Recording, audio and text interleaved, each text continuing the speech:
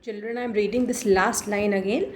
You haven't a kick in you, but I think I know a cure for you. That means the doctor says that I know you don't have any life in you, you don't have any energy in you, but I know that I have a cure for you. I will cure you. At the surgery, the household dog searched round me. As soon as the doctor reached the hospital with Tricky, the other dogs who were present there started revolving round the doctor because a newcomer had come. Tricky looked down at the noisy pack with dull eyes. Now, Tricky was already a very dull dog at this time, and as soon as he looked at other dogs, the noisy pack means all other dogs present in the hospital, he did not show any energy and enthusiasm, and he had dullness in his eyes. When put down, lay motionless on the carpet. He lay motionless and still when he was put on the carpet.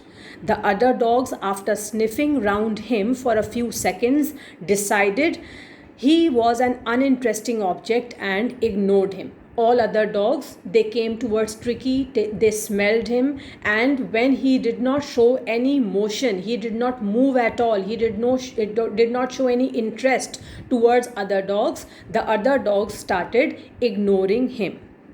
I made up a bed for him in a warm loose box for next to the one where the other dogs slept. For 2 days I kept an eye on him, giving him no food but plenty of water. So the first line of treatment which was given was that for 2 days no food was given to Tricky, only water was given to him. At the end of the second day, he started to show some interest in his surroundings, and on the third, he began to whimper when he heard the dogs in the yard. So, the effect was that when the second day was about to end, he started showing some interest in things around him, in his surroundings, and on the third day, he began to make low, weak sounds when he heard the other dogs in the yard.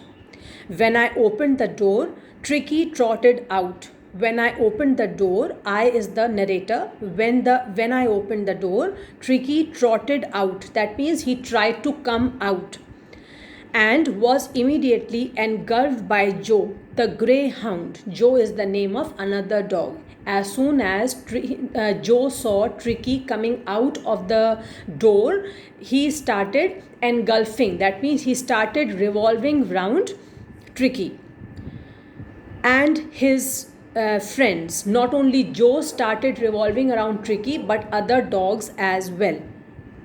After rolling him over and thoroughly inspecting him, the dogs moved off down the garden. All dogs, along with Tricky, they started going towards the garden to play. Tricky followed them, rolling slightly with his surplus fat. Later that day, I was present at feeding time. I watched while Tritson slopped the food into the bowls. Tritson slopped the food. Tritson spilled the food out of the bowls. There was the usual headlong rush, followed by the sounds of high speed eating. As soon as food was served to all the dogs rushed, they ran and rushed towards the food so that they could reach their feeding places and they could start eating the food immediately. There was usual headlong rush followed by high sounds of high speed eating. Every dog knew that if he fell behind the others, he was liable to have some competition for the last part of his meal. Listen to this explanation again.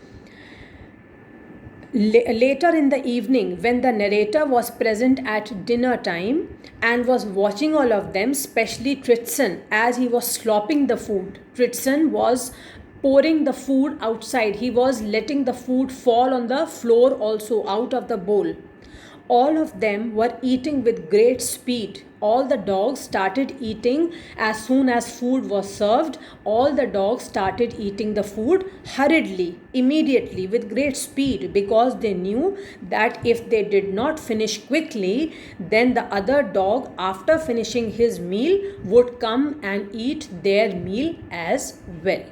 Now children, I am stopping my chapter here. Next in our next class we will finish the chapter. I will give you some questions. I will discuss those answers also orally, and you will write those answers in your fair or rough copies. Thank you.